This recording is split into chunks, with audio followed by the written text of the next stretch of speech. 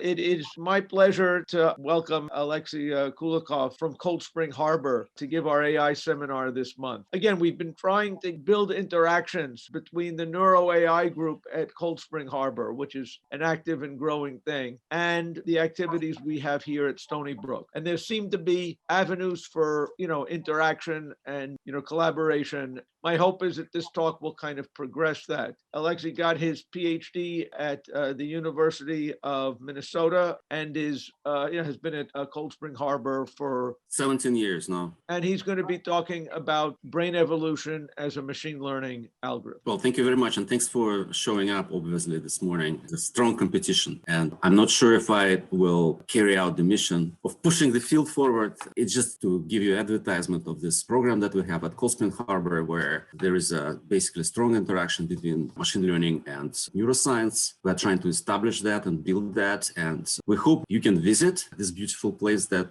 is shown here. This is where we work. And if you would like to hang out, obviously satisfying all the constraints, just write me an email. I would be glad to talk to you or meet with you. I'm actually a physicist by training or applied mathematician. I started in applied math/physics, math applied to computing, solving different plasma physics problems a long time ago.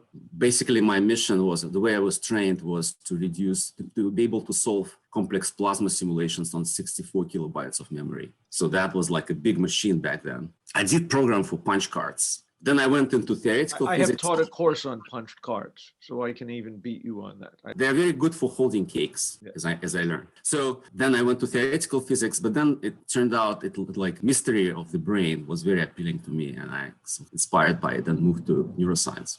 So this is basically the nature of our thinking about interaction between neuroscience and artificial intelligence. We think it's a two-way street. So obviously, machine learning and artificial intelligence tools, deep networks are used in neuroscience very extensively nowadays. But the hope is also that neuroscience, as it has been over the years, will provide insights into how to build better AI algorithms. And that's our thinking. I would like to make a comparison, though, however, just to show that there is a gradient, there is a lack of connection between those two fields, and just to give you this very subjective overview of what the differences are between the algorithms. Obviously, neuroscience, there is no backpropagation.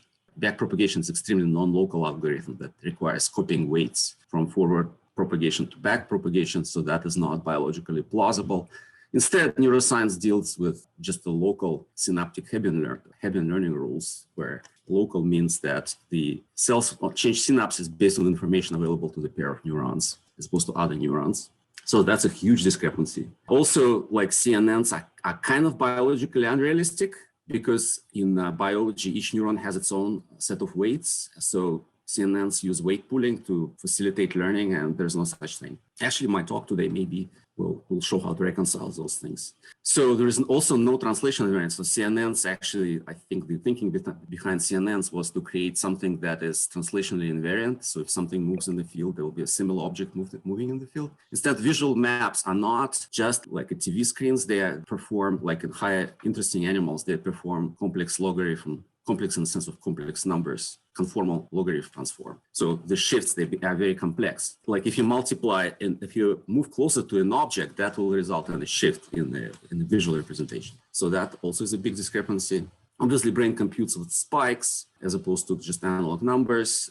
Brain uses 20 watts to operate as opposed to like a workstation, 2000 watts. So also connectivity, I think this comes closer to my talk today. Connectivity in the brain is set up for the most part using chemical labels. So the neurons, they express molecules that help them interact with other neurons and figure out if they want to be connected. And I mean, of course, there is plasticity in the brain. Main like kind of blueprint for wiring is accomplished by just interacting chemical labels during neural development. A lot of behaviors are innate, and they don't use or use very limited data to be learned. So the question, of course, is whether these differences are just like biological bugs, or they just come from biology, or it really is something that pushes the brain to learn very good algorithms that generalize across tasks and so on. So these are I just put here the brief example of innate behaviors. Like some of them are obviously innate, some of them are less obvious, such as capacity for language. The most amazing phenomenon is that the newborn turtles finding the exit from the place where they were born. They are born in complete darkness, born underground in the sand. And then they wait until nightfall to get out and to go into water, that behavior obviously cannot be learned because there's no example for that. Also interesting is burrowing Paramiscus. It's a rodent that lives in North America. Two types of Paramiscus that dig different types of holes, behavior which appears to be innate. And if you crossbreed them, they will start making all sorts of other holes that are not actually present in the native repertoire. So there's a lot of very essential behaviors. And I'm sorry to say, contemporary like robots cannot perform any of them to the same extent as animals can. So this is an interesting question. How are those behaviors embedded in the genome, in our genes, how are they learned? So this will be topic of the first half of my talk today. So this is the title of this project is Genomic Bottleneck Approach to Learning. This is my collaboration with Tony Zador at Cold Spring Harbor and Sergey, who is my PhD student. So just to give you a general overview of cross-section through human brain. So basically, cerebral cortex is a thin sheet of gray matter that occupies the size of a man's handkerchief, and it has to be crumpled to put into our limited space in our skull. Cortex contains a lot, about 10 billion neurons. Each neuron makes about 10,000 connections. So the question is, how much information can be stored in the brain? I mean, to introduce the concept of genomic bottleneck, I will need to make this estimation. And it's kind of a simple back of the envelope estimation. So there are 10 billion neurons. Each of them then makes 10 to the 4 synapses. Like one synapse, each neuron makes a decision where to connect, to which other neuron to connect out of about 10,000. So each synapse is about 33 bits. And then those 33 bits need to be multiplied by the number of synapses. And I did this calculation, it's about 400 terabytes. So this is basically the capacity. If you were able to exploit fully the capacity of cortex, this is how much you would be able to record. And that also corresponds to 45 years of a movie. Can I ask a stupid question? This 10 to the 4th decisions for 10 to the 4th synapses per neuron, how many potential synapses does it walk over? I picture a neuron as a small thing, to some degree of small. I understand your question. It's an awesome question. In fact, a neuron can connect only within local cortical column. It actually makes two decisions. The first decision is which column is where to go. It grows an axon, which is kind of long, and it makes decision where to go. And there are about 10 to the 5 columns. The square root of 10 to the 10 is 10 to the 5. And then after it comes to the column, there are about 10 to the 5 neurons that it can connect to, also square root of 10 to the 10. And so it makes a decision where to form synapses within that. So basically it boils down to the number of potential synapses to be 10 to the 5, not 10 to the 10. But this number is actually in the logarithm. This log base 2 of n. So it reduces the number of bits per synapse from 32 to whatever, 33 to like 16. So the actual capacity is about 200 terabytes. But this is like a simple, so Stephen caught me on this, but it basically reduces the capacity by a factor of 2, this factor that you mentioned. It's still enormous. So it's still 22 years of HD video. Just to put things in perspective, let's estimate the amount of information that is available in the genome. And that's obviously a haploid human genome is 3 billion base pairs, and that's about 1 gigabyte. So somehow you need to go from 1 gigabyte to 400 terabytes. And 1 gigabyte, as everybody knows, is just 1 hour of HD video. So somehow you have to make 400 terabytes worth of connections during neural development from about 1 gigabyte of data. This paradox has been known since the time of Roger Sperry, the prominent person in neural development. So this is what we call genomic bottleneck. The fact that you basically package the whole information about cortical architectures into 1 gigabyte, and then you expand it about like 5 orders of magnitude. So that is the question. But of course, there's no paradox, because it just means that each synapse cannot be encoded in the genome. So instead, the evolution has to find simplifying rules, help to solve this paradox that will help to build this enormous structure from very limited amount of information. In fact, the genome contains instructions, which means that 1 gigabyte is just the Kolmogorov complexity for cortical networks. So this means that the Kolmogorov complexity of cortex is not that big. And potentially, we can learn what human intelligence is from just 1 gigabyte of information, because it's all encoded there. So the question is, what is that information that is contained in 1 gigabyte that makes us generally intelligent? as I said, so somehow developmental mechanisms or evolution have to find simplifying rules, organizing principle for cortical networks. And so there are two versions of this genomic bottleneck principle. The first version is that neurodevelopmental rules that contain in 1 gigabyte contain information about the capacity of humans for intelligent behavior, just because the genomes of mice and humans are very similar, but they, in capacity at least, and they build quite different brains. But like a little bit more questionable is that this genomic bottleneck acts as a regularizer. So the need to find those simplifying principles gives us the capacity for general intelligence so that we can basically generalize across data sets. So this is the formulation of the principle in B belongs to my colleague, Tony Zador, who recently published a paper on critique on pure learning, which is very interesting. I recommend highly. So this is basically going to be the topic. I'm going to try to give machine learning / AI spin on how this can actually be implemented in the next 15 minutes or so. So as I mentioned, connectivity in the brain is formed, at least during neural development, due to interacting molecular labels. So neurons express certain molecules that are lodged on the membrane on the surface of synapses and other parts of the neuron, of axons and dendrites. And that's how neurons can recognize each other and connect. So each neuron will express, those are called molecular labels or guidance molecules and so on. So this chemoaffinity hypothesis belongs actually to Roger Sperry. There is a large number of such molecules that help neurons. Some of them act as repellents, some of them act as attractants. Each neuron can express hundreds and thousands of them. That's how they identify each other. So we're trying to convert it into a machine learning paradigm. So this is our approach. So we basically separate two types of networks. On the right, you can see the neural network that performs a task. We call it phenotypic network. It has a weight matrix, which is shown by the green square. And to encode the connection between two neurons, I and J, we train another network, which we call genomic network or GNet, that will generate that phenotypic network. And this connection the input into the GNet are the two sets of molecular labels, XI and XJ. And those sets of molecular labels, they identify each of the neurons, I and J. Sets of molecular labels can be different. There may be a few dozens of them, depending on the needs of particular algorithm. And in the algorithms that I'm going to show today, they are binary, and they can be given like either just binary numbers or say gray codes, which are also binary numbers, but they have locality structure. So gray codes are such binary numbers that differ only by 1 bit between two neighboring neurons, and they're very good for encoding space. Binary numbers that can give you spatial information because of Hamming distance 1 corresponds to offset by 1 in space.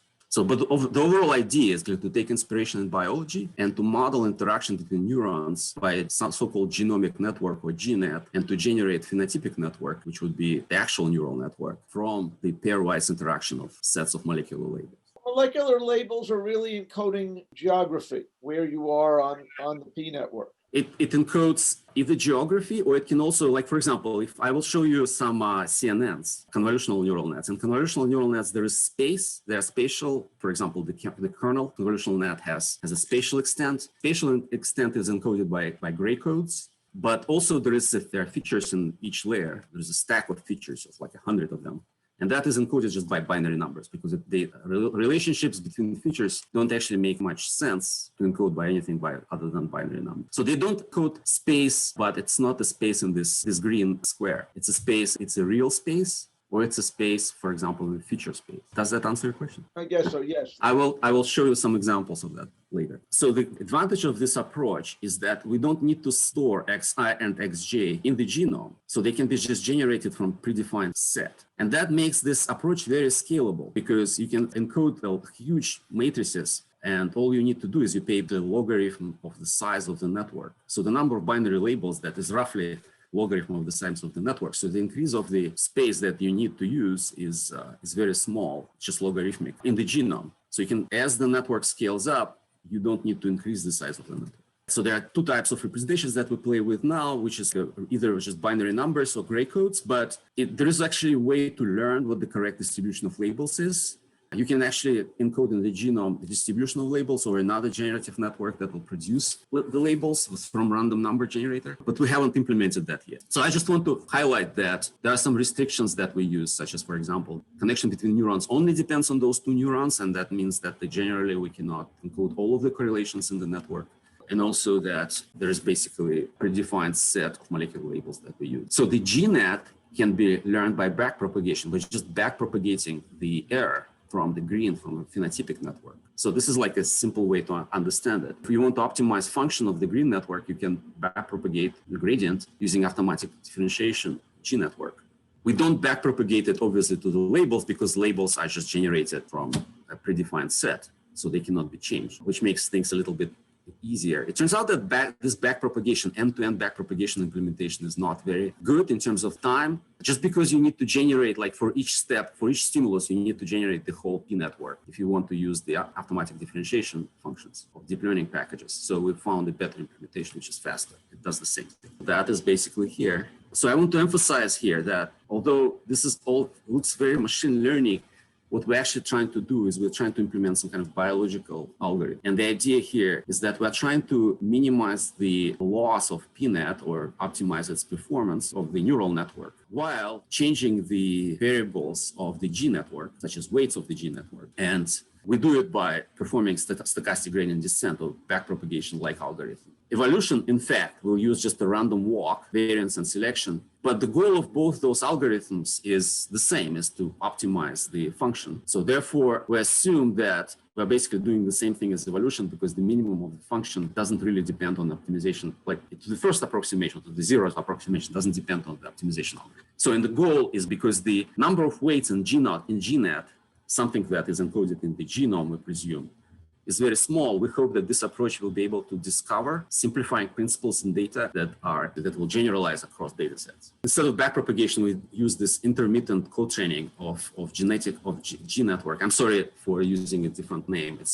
I used to call it genetic developmental network, but now we call it genetic network and neural network. So the idea would be that you use GNet to, this is to solve the problem that end-to-end backpropagation is kind of slow in these tasks. It takes about 4 hours to train MNIST. So we had to find some better engineering solution. But the basic idea is that we use GNet to generate the PNet, the neural network. Then we train the neural network. And then we train the GNet to match the better improved P network. So it turns out that this is basically engineering solution that speeds up things quite a bit. But also it maps interestingly on evolution because you can think of GNet generating new generation of PNets and so on. So there is really parallel to how evolution operates in terms of time. The vertical arrows would be the neural development and horizontal line would be the evolution. But obviously the first thing to try is the MNIST data set.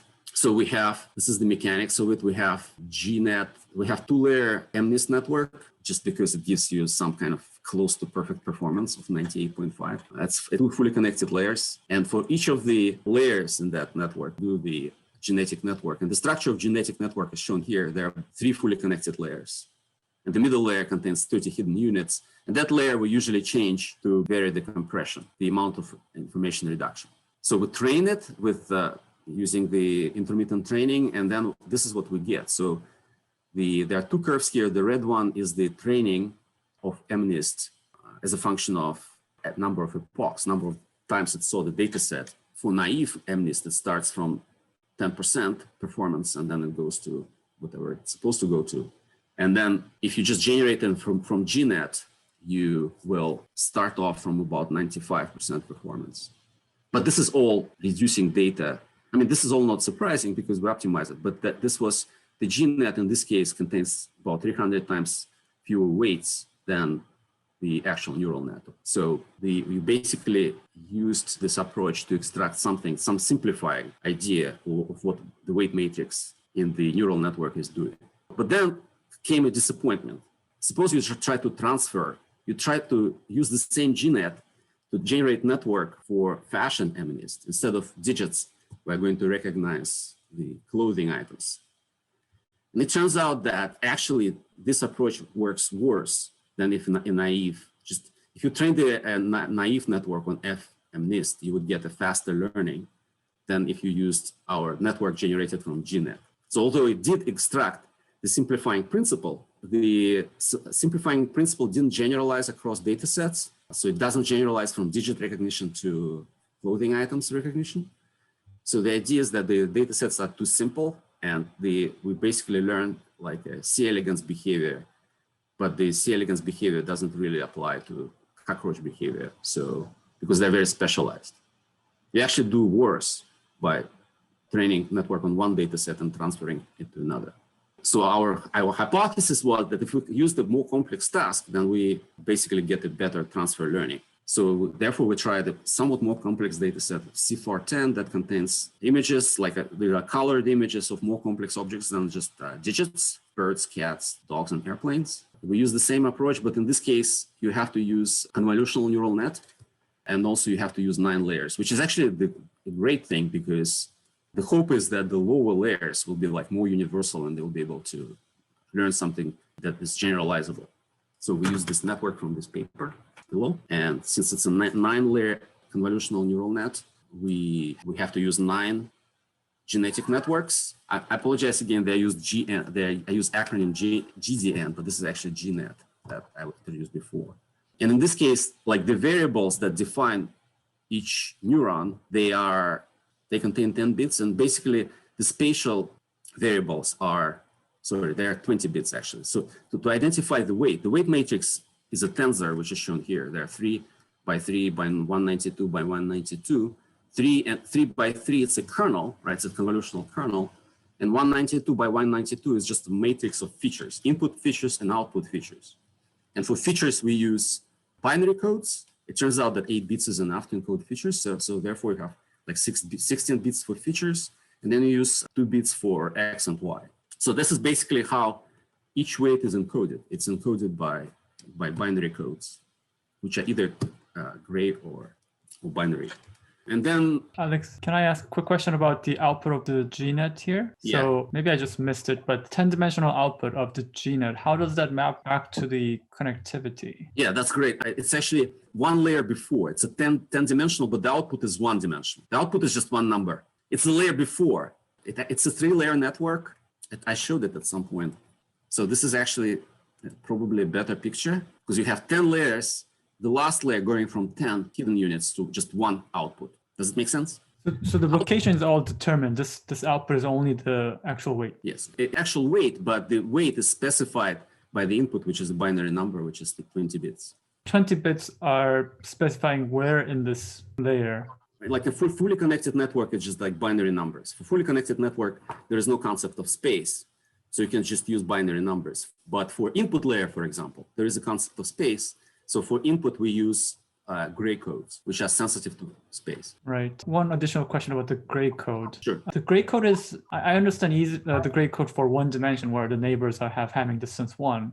How do you do it for 2D? So for 2D, put 2 gray codes together for X and for Y, and that will work beautifully. Like one complication though is that if you look at Hamming distance 1s, not only necessarily neighboring neurons also may have Hamming distance 1 in gray code. So experimentally it works, but we need to improve on that because the gray code is ambiguous, even though it's necessary but not sufficient. Even though neighboring neurons have Hamming distance 1, the non-neighboring neurons may also have Hamming distance 1. But gray codes can be 2-dimensional, 3-dimensional, for any dimension, because you can just put them like binary strings together and they will encode any kind of position in space. All right, thanks. Thank you. Yeah, so the output actually is a single number. So it worked, can generate zero-shot performance, which is, so this is a time of training in a number of epochs after birth. To say, after the network is generated, you train it with the regular procedure, just by exposing it to CIFAR dataset. And at the bottom, you can see that the naive network starts from 10% performance, and then it goes up to whatever it's supposed to go. Non-naive network can start from 76% performance and go to the same place. But the idea is that the naive network would be dead by the age of 10 epochs because predators would eat it. So in biology, there is very strong constraint on performance just from the very beginning. So the idea is that the networks that start naive would be selected out in evolution. I hope this plot is clear. So here we just use GNet to generate the initial network, and then we train it without GNet already. We just let it go and train it with a CIFAR dataset. In effect, we generate functional networks without experience which just means that they're innately intelligent on the CIFAR dataset. But now we try to transfer the knowledge to a similar dataset of house numbers, which just turns out to be called SVHN. So it has the data in a similar format, but now it also is close to MNIST in the sense that digit recognition instead of object recognition. And this is like somewhat more complicated task. The vertical is the testing set error rate, and the horizontal is training epochs, but now a new data set, SVHN. And so there are two types of weight transfer that you can do. You can just take the whole network from CFAR, train it on CFAR, and transfer it to SVHN. So, and this is called CFAR here. So for example, here, the yellowish curve is when we transfer CFAR, that network trained on layer 1 of network trained on CFAR, just a single layer out of 9, and transfer it to SVHN dataset. And as you can see, it will learn eventually, and it will learn faster than naive network, which is shown here by blue. But if instead of using plain weight transfer, we transfer the first layer from a GNet, we'll get faster learning. The learning occurs faster by about a factor of 2. That means that GNet, not only it generates about 100-fold compression of data, but in doing so, it actually outperforms a conventional plain vanilla weight transfer.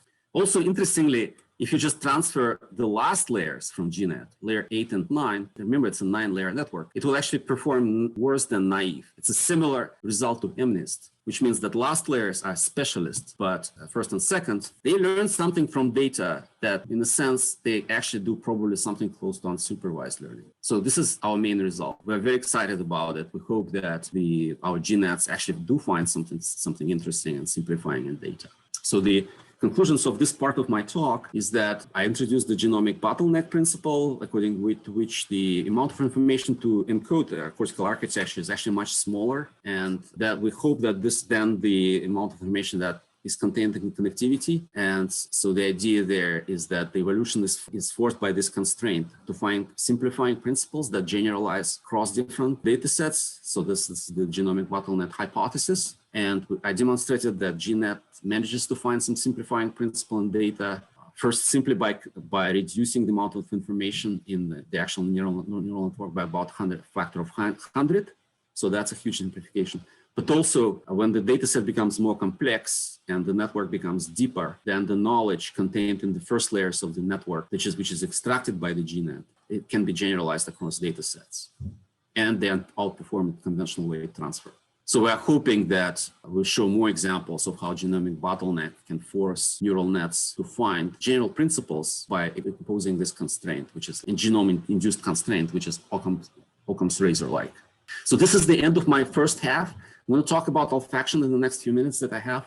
If you have any questions about this, please go ahead and ask. Yeah, I'd like to ask a question. Sure. I mean, it's very interesting, and I really appreciate the explanation that the reason why the gene network is succeeding in the transfer case you just showed is because it is finding some kind of simplifying principle in the data that does generalize across data sets. And it's quite striking that, that it's those lower layers that are providing that boost. So I guess my question is, do you have any idea what those simplifying principles are, or how we might find out, what those principles are that the gene networks are finding? Because, they're finding something, but what is it that they're finding? Do you have any ideas about that? That's an excellent question. And I mean, I usually call good questions the ones that I can answer. Unfortunately, that's not the type of good question. Okay. But I should say that we also do a lot of work on more general, you can use CFAR to my basically to justify myself. I'll tell you this. So we try to basically discover CNNs. We try to do a lot because CNNs is a huge simplification. So here it's applied to already preformed CNN, but you can just start from fully connected network and try to discover convolutional nets. We can discover CNNs using this method, or some resemblance of CNNs. We can discover networks in which local weights are correlated in local patches. In that sense, we can understand something. But in this particular instance, I do not know the answer, unfortunately, and it's a very good question. Yeah, well, that's cool that you're finding that CNN-like. That's in some of those cases. Yeah, so we're trying to see whether it's the solution where we know it exists, the effective solution, whether we can discover it. It can discover. I don't present data here, but we do work on it. I'm still thinking about your turtle program. What is the information in the turtle strategy trying to find the ocean? My sense is that strategy is you're giving me the information I need to wire a brain. That's kind of what you're saying is sort of encoded in the genome. And something specific, the thing that makes your thing, the turtle strategy evocative, is that there's kind of like a program running. It's not just the architecture, seemingly. There's kind of like a program for a particular logical behavior. Do you have any Yes. sense of what the information complexity of something like that is? Okay? Well, I mean, obviously, the networks that I showed, they're feed forward. We can also have a recurrent network, and recurrent networks can generate time-dependent behavior. So that is a very interesting kind of direction that we are working on. We don't have much results, but you can obviously program an arbitrary behavior to, there's not much information in that behavior per se, probably a few bits, right? It has to basically wait and sense until there is a light, the light is turned off over the sand, right? And then it has to crawl downhill, for which it has vestibular apparatus. So it's probably like a couple of bits that I needed to encode that behavior. So probably with human language, it's a bit more complicated.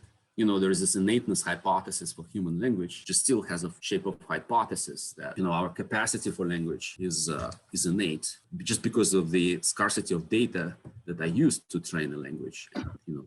Other animals cannot learn the language and so on. So there are arguments in favor of that. That would be more complex. That would probably be more than one bit. I mean, though overall, the idea is that you can encode a feed-forward network, but you can also encode a recurring network. And recurrent network can generate behavior, which is time dependent. That's how turtles evolutionarily learn to crawl to water. I have a question maybe geared more towards the earlier part of the talk. When thinking about sort of the computational resource versus the computational capacity of certain objects, how much of it is sort of being devoted to maybe like error correcting codes or sort of, in the brain, I would guess you have the ability to do a lot of computation, but maybe a lot of it is more towards devoted towards redundancy and making sure that you don't make mistakes, which is something we don't need to worry about in machine learning so much because it's sort of already done on the hardware level. Yeah, absolutely. I mean, it's a low rank behavior, right? So there are null directions in this like weight matrix where if you vary it, it doesn't really affect the behavior. It's a low dimensional, low rank matrix. This is like a very simplistic viewpoint that it's just a linear viewpoint, right? So you have like null directions in the matrix. So we have this nonlinear apparatus that allows to discover those manifolds that are kind of indifferent. Yeah, so it is also part of the machine learning model as well, trying to. Yeah. Hi, Alex. This study is quite interesting. May I ask if you have a paper about this study? So it will come up in a few days. I'll broadcast it in my Twitter. Yeah, okay, great. At the latest, has to be completed yesterday and submitted to archive. Thank you so much. I'm basically lagging behind. So okay, let me go on to our factory project. I'll just briefly speak. I mean, it's not a long talk. It's something called DeepNose. So it's a work in computational olfaction.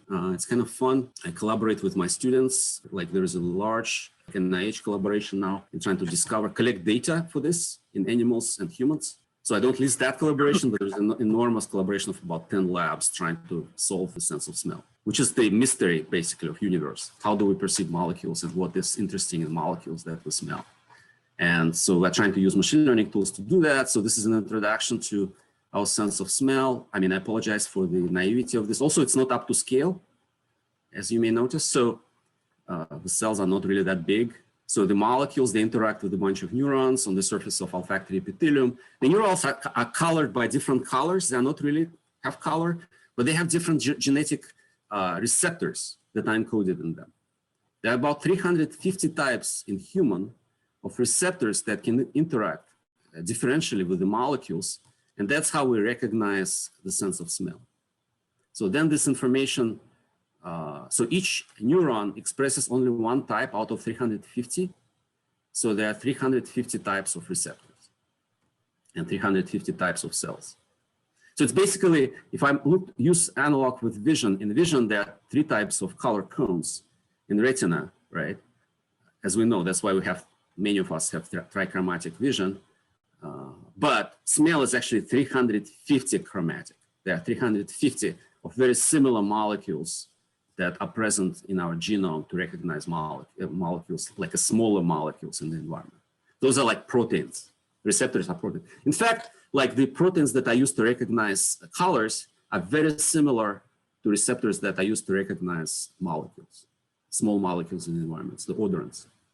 And then this information is processed somehow in a way that we don't fully understand, and then we have a perception of smell. So to summarize, so this is a basic idea of what I'm talking about. The surface of the epithelium has cells in it, has neurons in it. The neurons are express or produce one type of protein out of about 350. So select only one. So they flip a coin with 350 sides. And then there will be the schematic at the bottom shows that the receptors are just huge molecules. There are 7 transmembrane G protein coupled receptors that are lodged in the membrane, and that's how they interact with the molecules in the environment. So also receptors are chiral. If you look at the molecule and its mirror reflection, it's going to smell different. That's why the 3-dimensional structure of molecule is very important. Another thing which is interesting is that this stimulus is very different from visual stimulus. If in visual system, we're only exposed to one stimulus at a time, one image at a time, here you have basically thousands of molecules floating in the environment that approach those receptors, those proteins, in different orientations, and they also have different conformations. In a sense, you basically have about 1,000 different stimuli at the same time, which are 3-dimensional. So we try to develop a machine learning framework to figure out how different molecules are going to smell, and we call it deep nose. The input to deep nose is a molecule which is represented by 5-dimensional tensor. The first 3 dimensions are basically the space, and there's one extra dimension, which is feature, such as the type of atom present, the element that is present at that position in space, or some other features, some more advanced features. And the additional dimension is the orientation of the molecules. We spin them in different orientations and present them to CNN, as I'll show you later. So therefore, we represent molecules as 5-dimensional tensor. So the idea is that we want to model olfactory receptors that are huge proteins. We are modeling molecules with CNN now. So this is not neurons. We are going to take a biological molecule and try to think of it as a receptor. And so we use this 5-dimensional tensor as an input, and we're trying to see what should be the composition of olfactory receptor ensembles. So the data sets, there are 2 types of data that we have. There is an unsupervised data set, unlabeled data set. We have structure for virtually all molecules that are possible, 10 million molecules in this data set called PubChem. We have 3-dimensional structure for them. We know all of their chemical properties. And then there's also the actual data that is available for, in terms of human perception, is for about 1,000 molecules in various data sets. And mostly it's given by semantic data. It's given by words. It could be the sentence that somebody wrote about describing the smell or bag of word type representation, but the data, human perception is mostly semantic. And we really, really need help from somebody who can figure out how to embed those smells in the semantic space. That's the very interesting research direction in which there is vacuum. So those 10 to the 7 molecules, I call them the dark matter of olfaction. We don't know how they smell, or at least it's not classified, but we do have them. So we're trying to take advantage of them. So we do it in a standard machine learning way by training an autoencoder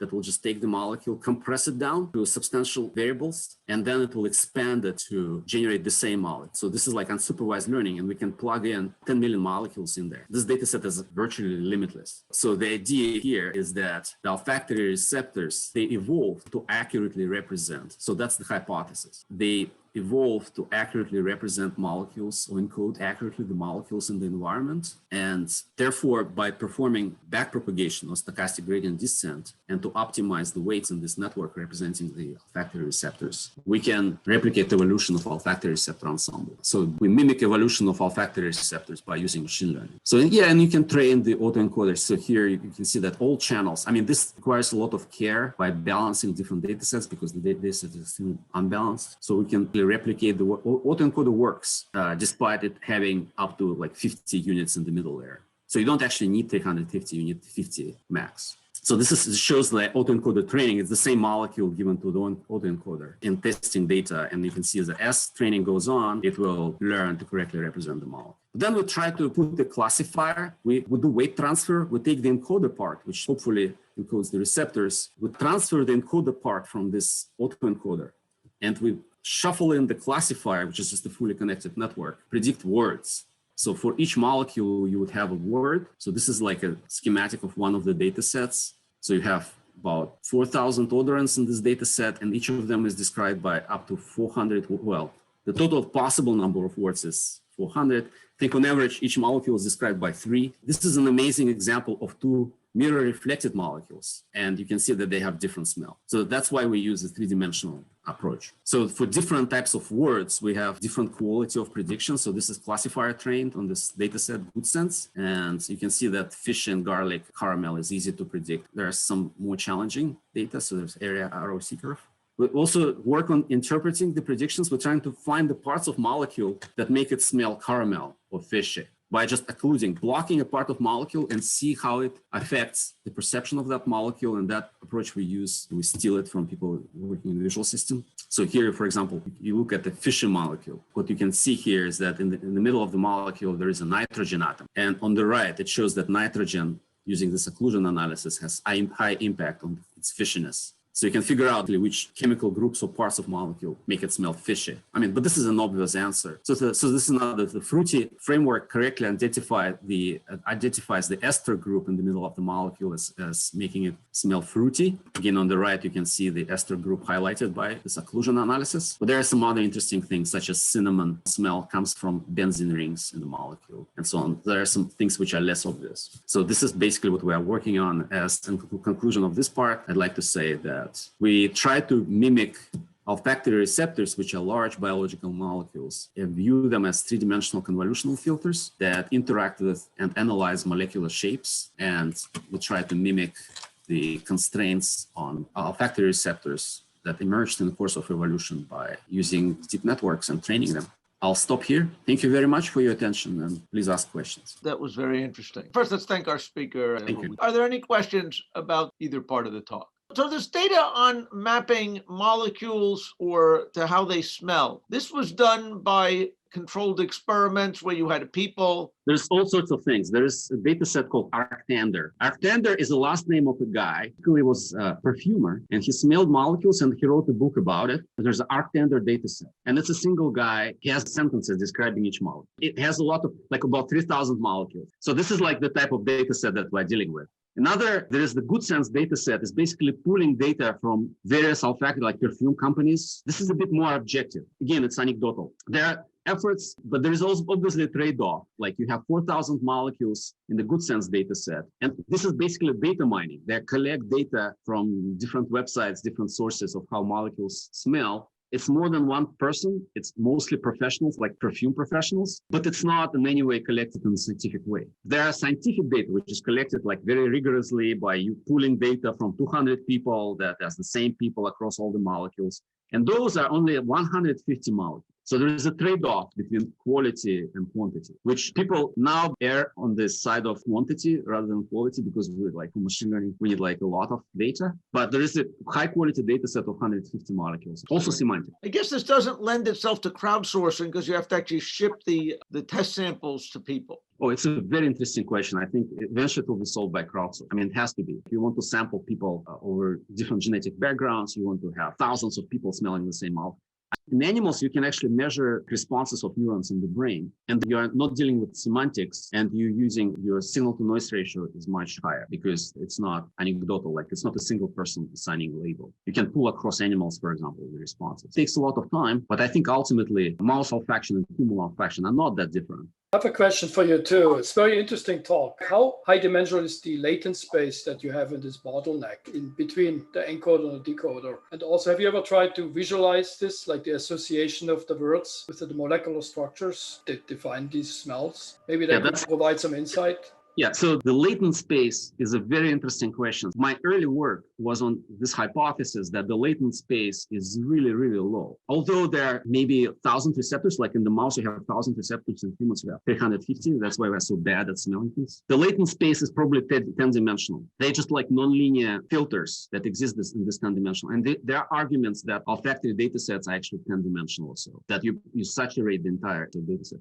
Olfactory manifold is very nonlinear. That's why you have the impression that it's complex. But in fact, it buckles in all sorts of dimensions. But in fact, it's like the manifold itself is close to 10 dimensions. There's also a notion that the manifold is negative curvature, something that we have missed. The behavioral data sets are usually negative curvature data sets. The same applies to olfactory manifold. So in terms of interpretation, I showed you, this is like very interesting. This is what, like, as much as we go in terms of figuring out what parts of molecules are responsible for different perceptions. You can also like formulate pleasantness of the molecule, how pleasant the molecule is. which is actually one of the most salient dimensions, it turns out, in humans. It's been known for a while that we really care about whether it's pleasant or not, and the rest is just kind of fluff. You can find like what parts of the molecule are pleasant or unpleasant, but that's basically as much as we do in terms of interpreting different perceptual qualities of molecules and mapping them back on molecular space. Does it answer your question? Yeah, so NIH is probably interested because COVID-19, for example, has an effect on olfactory system, right? Yeah. And that's like a very acute kind of problem. But I'm also thinking 10 dimensions, have you used TSNE or something like this to compress it down to 2D to see what these arrangements are? I mean, that's sort of a standard method, right? So we did that, and we published a paper about it like about 10 years ago. Yeah, you can compress those dimensions, but the predictive quality is very low. It's non-zero. If you use a simple method going from molecular structure to position in this two-dimensional space is virtually non-existent. It's very unimpressive. Basically a research problem. Yeah, that's why we're using deep networks to do it. That's basically our next hope, is that we can build a better regression with deep nets. But the simple regression methods, they will not generate a good predictor for that reduced dimension. Also, the data sets are very small. This is another fact. For high quality data that can be reduced to low number of dimensions, the data is there like 150 molecules. So you can't really train a good predictor based on 150 data points. So how about like pattern analysis to see like what are the main dimensions that sort of determine groups of smells? Yeah, I mean, in this two-dimensional space, or in 10-dimensional space, if you will, they occupy similar molecules occupy a similar area, a similar region, close region. However, the issue is that there are molecules that smell remarkably similar, and they're completely different. They look completely different. They have different chemical composition. So it's a mystery. It's a mystery of nature. That's a mystery.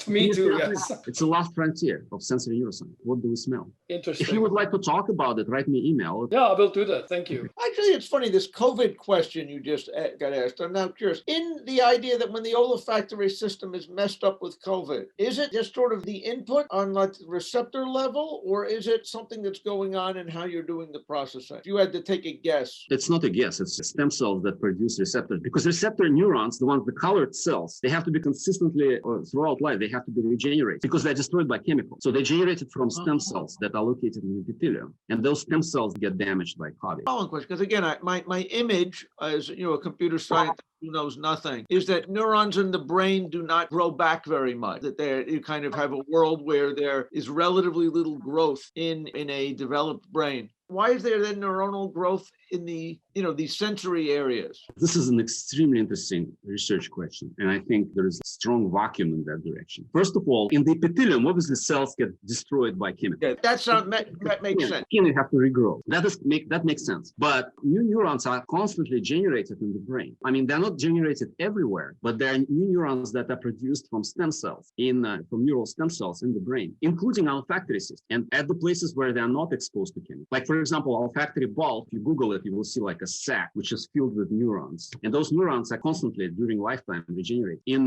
rodents, but not in humans, because humans don't care about olfactory system. This doesn't happen. In fact, instead, in humans, those same neurons, they go into striatum, which is this reward processing, information processing area. Also in hippocampus, in dentate gyrus of hippocampus, that contains place fields of place cells, there is also production of neurons. So there's basically a discrete set of regions in the brain, such as striatum, olfactory bulb, or hippocampus, where new neurons are generated in adulthood. It's not clear why it happens. It may be a biological reason, because they, for example, get damaged by some neurotransmitters, or they may be computational. But there is also the question, like, what are the computational advantages that are given by integrating new neurons in the network that make it so salient that in some regions you use this strategy, in some regions you do. Let's thank our speaker. I think that was very interesting. I appreciate your questions and the invitation.